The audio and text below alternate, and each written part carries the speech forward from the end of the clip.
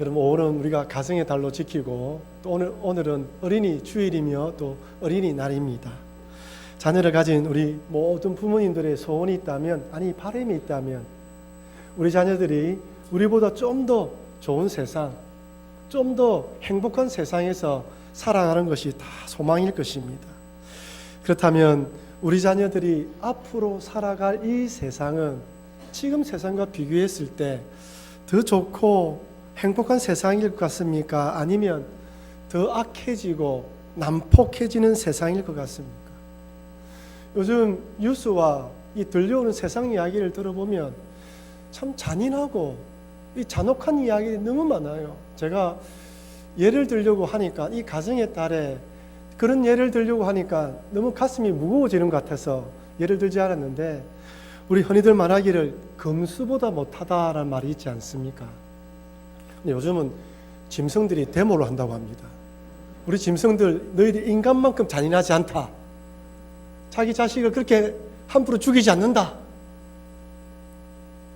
여러분, 옛날에는 상상도 못한 일들이 지금 일어나고 있습니다. 너무나 악하고 악한 시대인 것 같습니다. 여러분, 왜 이렇게 사람들이 죄를 짓는 것일까요? 죄인으로 태어났기 때문에 죄를 짓는 것일까요? 아니면 죄를 지을 수밖에 없는 환경과 상황 가운데 살아가기 때문에 죄를 짓는 것일까요? 세상에서는 죄를 짓는 사람, 도덕적, 법적, 윤리적으로 이 죄를 지은 사람에 대해서는 죄에 대해서 벌을 받게 합니다. 감옥에 갇히게 한다든지 벌금을 내게 하는 것이죠. 그러니까 죄를 지은 사람이 죄인이라고 이야기를 해요. 하지만 신앙 관점에서는 그렇지 않습니다. 죄인이기 때문에 죄를 짓는다고 말씀합니다. 로마서 3장 10절 12절 말씀입니다. 우리 같이 한번 읽어보겠습니다. 기록된 바 의인은 없나니 하나도 없으며 깨닫는 자도 없고 하나님을 찾는 자도 없고 다 치우쳐 함께 무익하게 되고 선을 행하는 자는 없나니 하나도 없도다. 성경은 의인은 하나도 없다고 이야기를 합니다.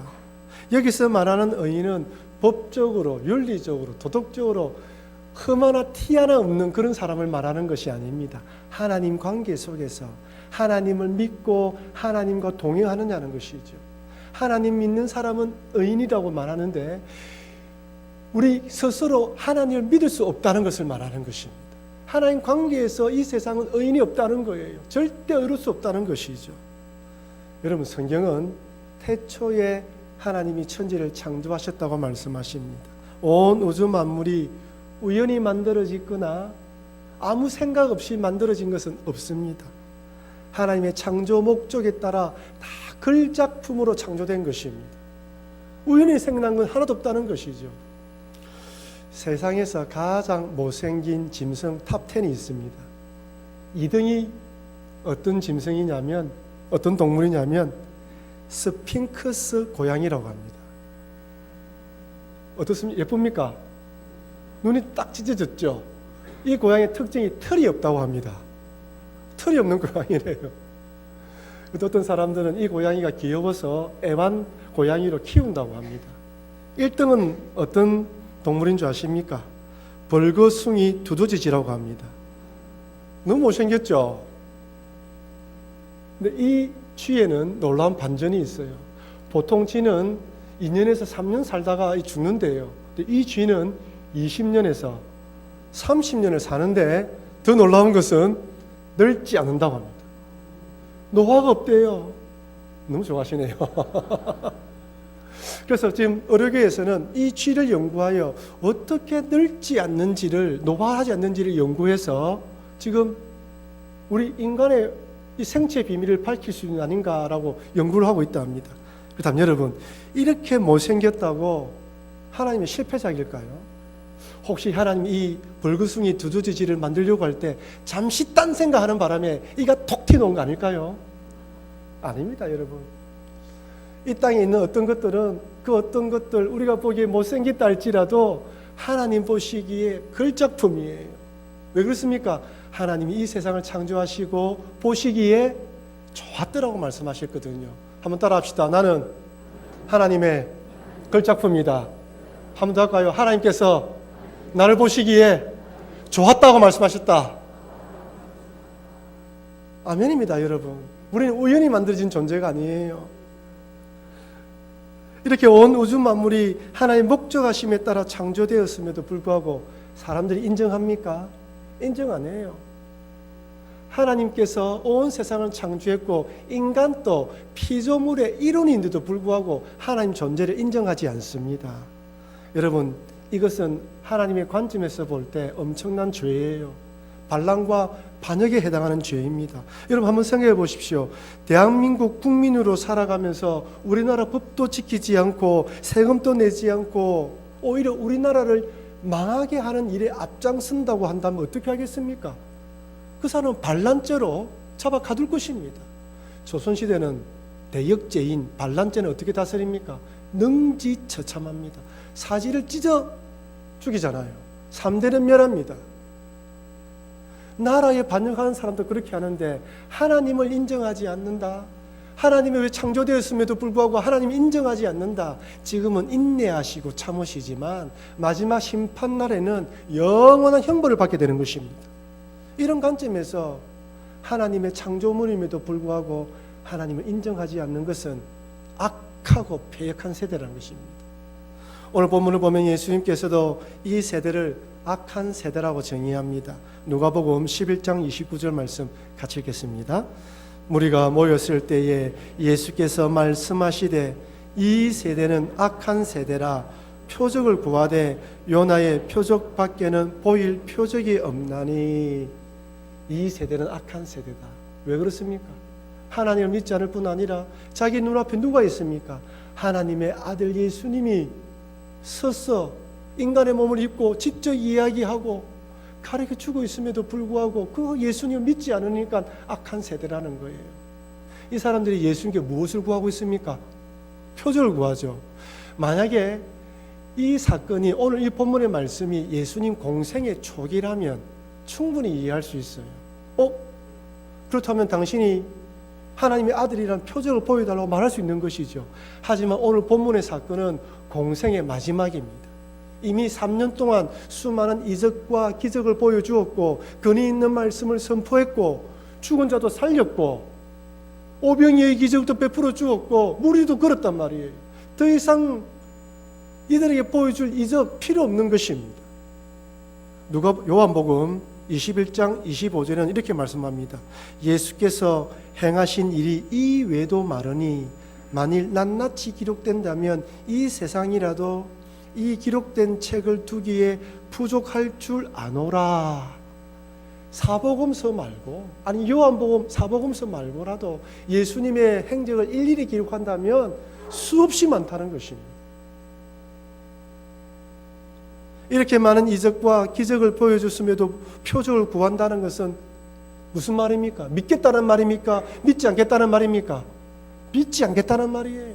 또 표적을 보여달라는 것은 그 표적을 보여주면 믿지 않고 또 다른 표적을 보여달라고 이야기할 것입니다. 그 다음 예수님께서 말씀하신 요나의 표적이 무엇입니까?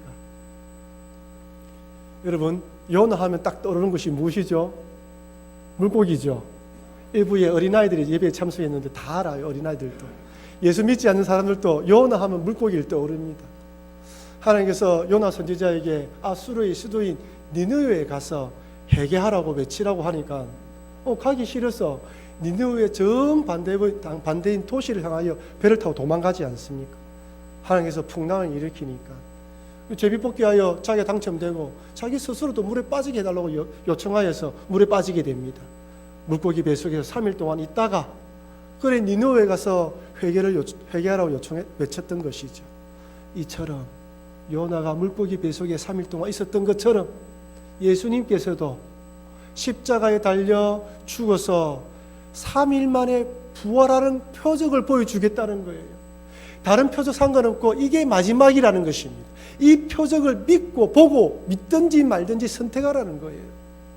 그렇다면 여러분, 예수님께서 십자가에 달려 돌아가시고 3일 만에 부활하시고 500명의 사람들에게 보이셨습니다. 예수님의 부활을 목격한 사람들이 500명 이상의 사람들이 되었는데도 불구하고 다른 사람들이 믿었습니까? 믿지 않았어요. 더 놀라운 것은 예수님의 시체를 지키는 군병들이 그 예수님의 부활의 모습을 보고 벌벌 떨고 찾아와서 대제사장에게 그 사실을 이야기하니까 어떻게 합니까? 무릎을 꿇고 예수님을 예배했습니까? 아니에요. 오히려 뇌물을 군병에게 주면서 밤에 제자들이 와서 시체를 훔쳐갔다라고 이야기하라고 거짓말시키지 않습니까? 여러분, 예수님을 구주로 믿는다는 것은 하나님이 믿게 하지 않으면 안 되는 겁니다. 예수님을 구주로 믿는다는 것은 내 뜻에 내 노력으로 되는 것이 아니에요. 전적인 하나님의 은혜입니다. 그럼에도 불구하고 그 당시 사람들은 예수님 믿지 않았어요. 그런 예수님 보시기에 악한 세대라는 것입니다. 그렇다면 여러분, 오늘날로 돌아와서 2019년을 살아가는 여러분과 우리들, 오늘날 이 세대는 어떤 세대일까요? 예수님 세대와 비교해 볼 때 조금 덜 악한 세대입니까? 더 악한 세대입니까? 제가 보기에는 더 악하고 더 폐역한 세대인 것 같습니다. 2000년이라는 세월이 흘러오면서 초대교회로부터 지금 전 세계의 교회가 세워지고 예수 믿는 사람이 생겨남에도 불구하고 믿지 않아요. 얼마나 강팍한지 모릅니다. 더군다나 오늘날 세대는 진리를 갈구하지 않습니다. 그래서 이 땅에서 잘 먹고 잘 사는 것에만 모든 열정을 투자하지 참된 진리가 무엇인지 관심이 없어요. 제가 대학 다닐 때만 하더라도 아이들과 만나서 이야기 나누면 나는 누구일까? 앞으로 무엇을 하며 살아갈까? 인생의 참된 길이 무엇일까? 진지하게 토론했단 말이에요. 하지만 지금 사회가 어떻습니까? 사람들을 생각하지 못하게 만들어요. 고민을 하지 못하게 만들어요. 시간만 나면 스마트폰, 시간만 나면 TV를 보면서 사람을 멍청하게 만들어요. 진리에 대한 관심이 없죠. 그저 이 땅에서 성공과 출세만을 바라보며 살아가게 만듭니다. 그러나 여러분, 아무리 성공하고 출세해도 진리에 대한 답을 찾지 못하면 인생은 허전하고 허무해집니다. 아무리 이 땅에 좋고 귀한 것으로 가득 채운다 할지라도 진리에 대한 목마름은 더 심해지고 허무함과 허전함의 공간은 더 넓어지는 거예요. 여러분, 손목에 100만 원짜리 비싼 시계, 핸드폰도 100만 원짜리, 차도 몇천만 원짜리, 옷도 몇십만 원짜리 입고 다닌다 하더라도 허전함과 허무함이 없어지는 게 아닙니다. 우리 인간은 하나님께서 영적인 존재로 창조되었기 때문에 내 심령 가운데에 만족이 없으면 그 어떤 것으로도 만족이 되지 않는 거예요. 오늘 본문의 남방여왕을 한번 보십시오. 누가복음 11장 31절입니다. 심판 때에 남방여왕이 일어나 이 세대 사람을 정죄하리니 이는 그가 솔로몬의 지혜로운 말을 들으려고 땅끝에서 왔음이거니와 솔로몬보다 더 큰 이가 여기 있으며. 여러분, 여기 남방이라는 곳은 아라비아에 있는 예멘을 가리킨다고 합니다. 예멘에서 예루살렘까지 2000km라고 이야기를 해요. 서울, 부산을 왕복 2번 하는 것이죠. 여러분, 옛날에 그 당시에 비행기가 있습니까? 차가 있습니까? 길이라도 좋습니까? 낙타와 말을 타고 몇 개월을 걸어와야 돼요. 여러분, 남방 여왕입니다. 여왕이라면, 그 당시 여왕이라면 하고 싶은 것, 원하는 것, 무엇이든 다 할 수 있어요. 무엇이든 다 가질 수 있습니다. 무엇이 부족해서 솔로몬을 찾아왔습니까? 진리에 대한 목마름입니다. 내 영혼에 대한 진리에 대한 목마름이 없으면 아무리 많은 걸 가졌다 하더라도 허무한 거예요. 이 여왕은 그것을 알았던 거예요. 많은 사람들이 자기 앞에서 머리를 숙이고 자기 한마디에 복종한다 할지라도 진리에 대한 깨달음이 없으면 아무 의미 없다는 걸 깨닫고 그 2000km 되는 거리를 찾아서 솔로몬을 찾아왔습니다. 오늘 많은 사람들이 남방 여왕처럼 성공하기만을 바라지만 남방 여왕이 가지고 있었던 진리에 대한 목마름은 잃어버린 것 같습니다. 그저 성공, 출세만 보고 달려가다가 그러다 어느 날 문득 내 자신을 돌아보면서 내가 지금 무엇을 하고 있지? 내가 무엇을 위해 달려왔지? 마치 길을 잃은 어린아이처럼 주위를 두리번 거리면서 방황하게 됩니다. 여러분, 지금 무엇을 하고 있습니까? 여러분, 지금 무엇을 위해 달려왔습니까? 정말 진리에 대한 목마름으로 진리에 대한 목마름에 대한 답을 찾았습니까? 남부르지 않는 지위와 명예, 성공은 했다고 사람들이 인정받는데 가만히 돌아보니까 그것이 다 빈 껍데기예요. 아무 소망이 없는 것입니다.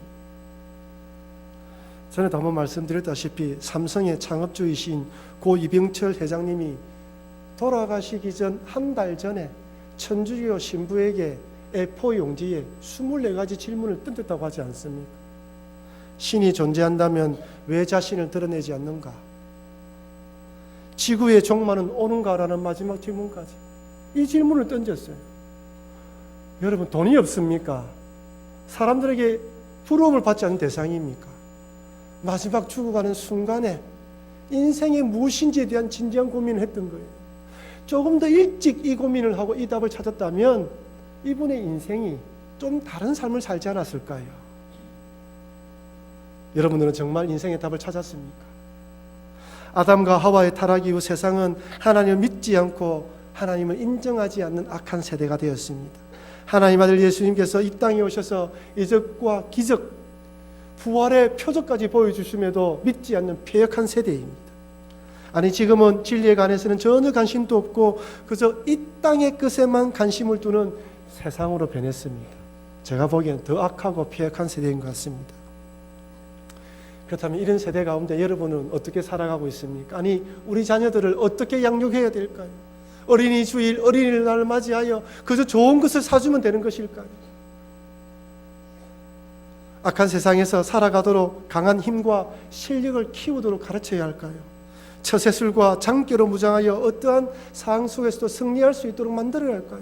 예, 물론 때로 그럴 수도 있습니다. 하지만 그보다 더 중요한 것이 있습니다. 첫 번째는 너무나 뻔한 대답이지만 예수님 믿는 자부심으로 살아가도록 양육하고 가르쳐야 합니다. 제가 아무리 생각해도 이것밖에 답이 없어요. 그 10년 가운데 예수님에 대한 확실한 믿음이 없으면 성공해도 성공한 것이 아니고 출세해도 출세한 것이 아니기 때문에 이것밖에 답이 없습니다. 누가복음 11장 34절 같이 읽겠습니다. 내 몸의 덩불은 눈이라. 내 눈이 성하면 온몸이 밝을 것이요 만일 나쁘면 내 몸도 어두우리라. 여러분, 이렇게 아무리 밝아도 내 눈에 문제가 있으면 보이지 않지 않습니까? 보는 눈이 중요한 것이죠. 우리들이 흔히 눈이라 말할 때는 두 가지 의미가 담겨 있습니다. 첫 번째는 말 그대로 본다는 의미입니다. 여러분, 제가 건강해 보이죠? 키 177cm에 70kg 나갑니다. 스탠다드이죠. 근데 이제 방귀 받았습니다. 왜 그런지 아십니까? 눈 때문에 그래요. 시력이 좋지 않아서 방귀를 받았는데요. 지금 또 안경을 벗으면 여러분 잘 보이지 않습니다. 그래서 목욕탕에 들어가도 안경을 끼고 들어갑니다. 지금은요, 이 노안이 조금 와가지고 밤에 운전할 때 빗질이 퍼져 보이면서 밤에 운전을 조심해야 됩니다. 눈이 성하지 않으면, 눈이 좋지 않으면 밝히 볼 수 없는 거예요. 두 번째로 이 눈이란 뜻에는 안목이란 뜻도 있습니다. 통찰력, 분별이란 뜻이 있죠. 관점이란 뜻이 있습니다. 그래서 보는 눈이 예사롭지 않아. 보는 눈이 날카로워할 때 이 보는 눈은 통찰력을 말하는 것이죠. 어떤 분야이든 경험과 경륜이 쌓여가면 안목과 통찰력이 생겨납니다. 초보자와 경력자가 다르고 고수와 하수가 다른 거예요. 보는 눈이 달라요. 딱 보는 순간 자로재어 보지 않아도 몇 센치다 딱 아는 것이죠. 그렇다면 예수님을 구주로 보는 눈은 공부하고 배우면 생기는 것일까요? 아닙니다. 예수님을 구주로 보는 눈은 영안이 열려야 합니다. 예수님을 구주로 볼 수 있는 영안이 열리도록 하나님의 은혜가 임하지 않으면 절대로 볼 수 없습니다. 사도행전 9장에 보면 다메섹에 예수님 믿는 사람을 잡으러 가는 사도 바울 이야기가 나옵니다. 사도 바울의 생각으로는 예수님은 신성모독죄를 지은 사람이고 이달의 개수이며 예수님을 구주로 믿는 사람들은 다 잡아가둬야 한다고 생각하지 않습니까? 그런데 그 예수님 믿는 사람을 잡아가는 도중에 하늘에서 뭐가 임했죠? 빛이 임했어요. 그러면서 보지 못하게 되었습니다. 3일 동안 보지 못한 상황에 있던 그에게 예수님께서 아나니아를 보냅니다. 사도행전 9장 17절 18절 말씀 같이 읽겠습니다.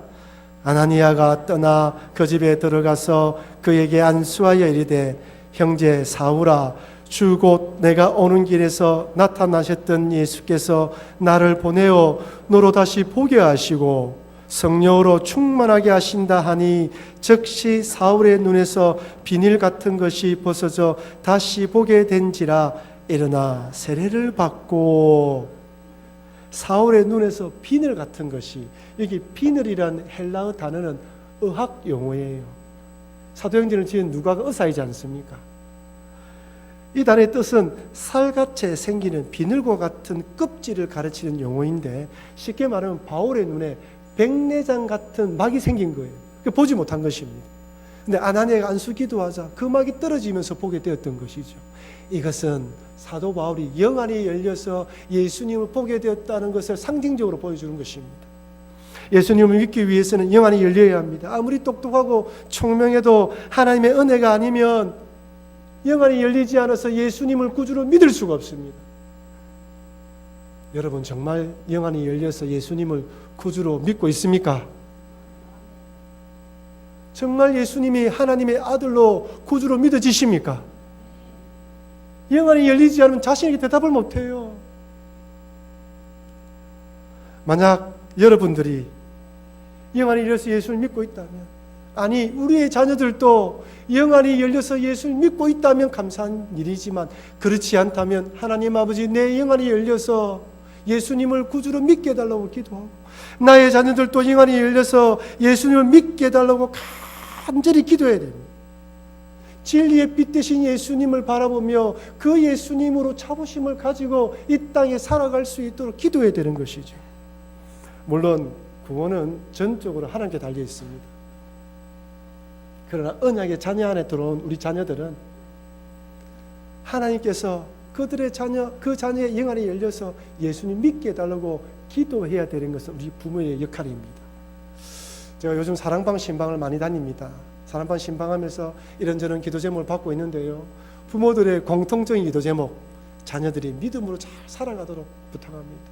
어떤 자녀들은 어릴 때 열심히 교회 다니는데 나이가 들면서 교회를 오지 않는 자녀도 있고, 부모들은 늦게 예수 믿어서 교회 오게 됐는데 아직 자녀가 교회 출석하지 않아서 간절히 기도 부탁하는 분들이 있습니다. 여러분 사실 이 자녀 문제만큼 함부로 말할 수 있는 것이 아닙니다. 고등학교 때까지 그렇게 말 잘 듣던, 아니 중학교, 아니 초등학교 때까지 그렇게 말 잘 듣던 아이들이 사춘기 접어들고 고등학교 들어가면 마치 어른이나 된 것이냐 자기 마음대로 살아가려고 합니다. 간섭을 받지 않으려고 해요. 그래서 여러분 더더욱 그때는 하나님께 더 간절히 기도해야 돼요. 더 주님을 붙들고 주님 제발 좀 살려주십시오, 우리 아이 살려달라고 간절히 기도해야 되는 것이죠. 그러면요 하나님의 은혜는 뜻하지 않는 장소, 전혀 예상 밖의 시간에도 임하기 때문에 우리가 알지 못하는 그 시간에 하나님의 영이 임해서, 하나님의 은혜가 임해서 우리 자녀의 심령 가운데에 영안이 열려서 예수님을 구주로 믿는 놀라운 역사가 일어나는 것입니다. 칠레의 안데스 산맥 서쪽 태평양 연안에 있는 아타카마라는 사막이 있다고 합니다. 사막 황량하죠. 이 사막의 크기가 우리 남한만하다고 합니다. 엄청 큰 사막이죠. 이곳에는 연간 강수량이 15mm라고 합니다. 그리고 어떤 지역에는 그 기상 관측상 비가 한 번도 오지 않은 지역도 있다고 해요. 근데요 2015년에 엘니뇨 현상으로 7년치 강우량에 해당하는 23mm가 내렸다고 합니다. 그런데 산사태가 일어나고 수백 명의 이재민이 발생했대요. 근데 그래 비가 오고 난 뒤에 이 황량한 사막이 어떻게 변한 줄 아십니까? 한번 보십시오. 이렇게 변했습니다. 사막이 꽃이 피었어요. 한 번 비가 내리자 온 사막이 지금 빨간색, 초록색이죠. 어떤 지역은 보라색 꽃이 쫙 피어 있어요. 오늘 집에 가셔서 아타카마 사막 치보십시오. 황량한 사막일지라도 한 번의 비가 내리면 꽃이 핍니다. 우리의 심령 가운데, 우리 자녀의 심령 가운데 항량을 할지라도 성령의 은혜, 하나님의 은혜의 단비가 내리면 그 심령 가운데에 신앙의 열매, 신앙의 꽃이 활짝 피는 것입니다. 하나님의 은혜는 뜻하지 않는 장소, 뜻하지 않는 시간에 임하는 것이에요. 전혀 생각지 않는 시간에 임하기 때문에 우리는 하나님을 의지하며 기도해야 되는 것입니다. 그러니 우리 자녀의 심령 가운데에 폭포수 같은 이런 은혜의 단비, 성령의 단비가 내려서 꽃을 피는 인생 되게 달라고 기도하시는 여러분과 제가 되길 바랍니다. 두 번째로, 예수님의 밝은 빛 가운데 거하는지 점검해야 돼요. 나도 점검하고 우리 자녀도 점검해야 됩니다. 쉽게 말씀드리면 예수님 믿는 것도 중요하지만 어떻게 해요? 예수님 믿음 안에 거하고 있는지 점검하라는 것이죠. 여러분, 아무리 밝은 빛도 전기가 들어오지 않으면 순간적으로 끝납니다. 지금 환히 빛나고 있지만 단전이 되면, 누전이 되면 끝나는 거예요.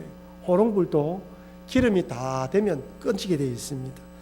우리들도 진리의 빛이신 예수님의 은혜를 지속적으로 공급받을 때 빛 가운데 밝음으로 살아갈 수 있습니다. 그래서 정말 빛 가운데 살아가고 있는지 늘 점검해야 되는 것이죠. 그래서 예수님께서 이렇게 묻습니다. 누가복음 11장 35절 같이 읽겠습니다. 그러므로 내 속에 있는 빛이 어둡지 아니한가 보라. 아멘. 여러분, 질문하겠습니다. 여러분 심령 안에 예수님의 밝은 빛으로 어둠이 없습니까? 사실 이 말씀은 첫 번째로 그 당시 표적을 구하는 사람들에게 주는 말이에요. 무슨 말입니까? 지금 네가 믿고 있는 진리, 네가 따르고 있는 그 진리가 너를 밝게 만들었느냐, 정말 그 밝은 가운데 살아가고 있냐 묻는 거예요. 잘못되지 않았느냐 돌아오라는 것이죠. 두 번째는 오늘을 살아가는 우리 그리스도인들에게 주시는 말씀입니다. 이 말씀을 듣고 있는 우리들이 옛날에 예수 믿은 거 말고 지금 진리의 빛 가운데, 은혜 가운데 살아가고 있냐는 거예요. 그 빛으로 환하게 빛나고 있냐는 것입니다. 누가복음 11장 36절에 이렇게 말씀합니다. 내 온몸이 밝아 조금도 어두운 데가 없으면 등불의 빛이 너를 비출 때와 같이 온전히 밝으리라 하시니라. 무슨 말입니까? 지금 제가 이렇게 스포트라이트를 받으면서 빛나지 않습니까? 밝지 않습니까? 예수님의 빛이 환하게 내 속에 들어오면 내 안이 밝아진다는 것이지요. 밝고 긍정적인 사람, 어떤 문제를 봐도 감사할 수 있는 사람이 된다는 것입니다. 그 믿음으로 어둠이 없는지 돌아보라는 것이죠. 여러분, 예수님 믿지 않는 사람이 어두운 간에 거하는 건 당연한 것입니다.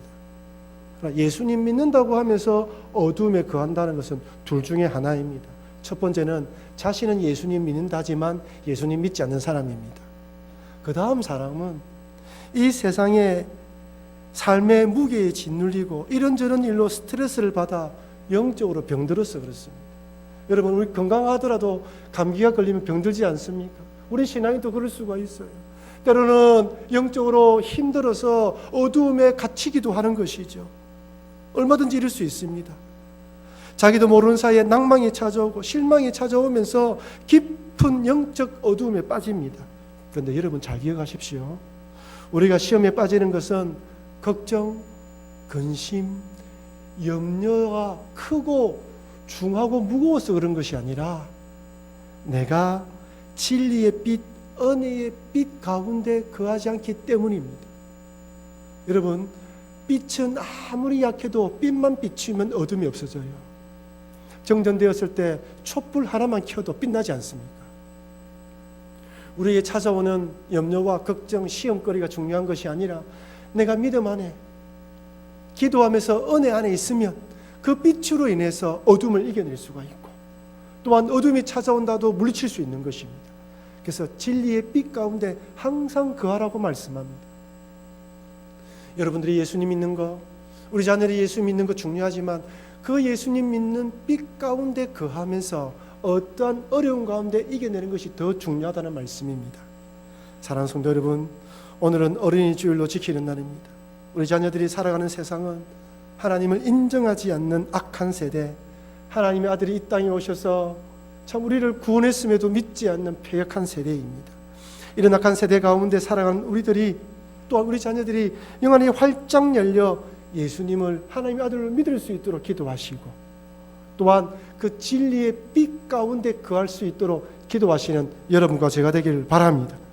아울러 또한 우리 자신이, 부모된 우리 자신들이 힘들고 어려운 세상 가운데 빛 대신 예수님을 가슴에 품어 환한 빛을 밝히면서 어떠한 가운데도 믿음으로 승리한다는 것을 모범을 보이셔서 우리 자녀들도 그렇게 살아가는 복된 인생 되기를 주의 이름으로 축원합니다.